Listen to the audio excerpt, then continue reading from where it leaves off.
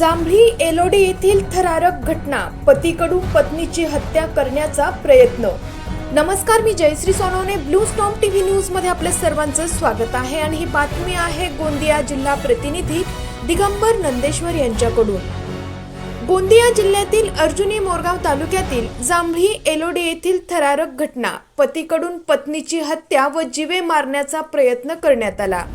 पत्नीच्या चारित्र्यावर संशय घेऊन पत्नीला जीवाणशी संपवण्याचा कट रचून 22 डिसेंबर 2025 ला जांभळी येथील मारुती मोडकोट ठाकरे वय 61 वर्ष, पत्नीसह सीताबाई मारुती ठाकरे 55 वर्ष, दोघेही बोंडे गावावरून मोटरसायकलीने जांभळी येथे स्वतःच्या गावी येत असताना चिचगड धाबे पवनी रोडवर खडीघाट नावाने असलेल्या जंगल परिसरात अचानक मोटरसायकल जंगलाच्या दिशेने वळवून रस्त्याच्या काही अंतरावर पत्नीला ओढत नेऊन तिच्या छातीवर बसून दगडाने डोकं व कपाळाच्या भागावर सपासप वार करू लागल्याने रक्तरंजित झालेली सीताबाई मारुती ठाकरे जोरजोरात ओरडल्याने लोकांच्या सहाय्याने तिचा जीव वाचवण्यात आला।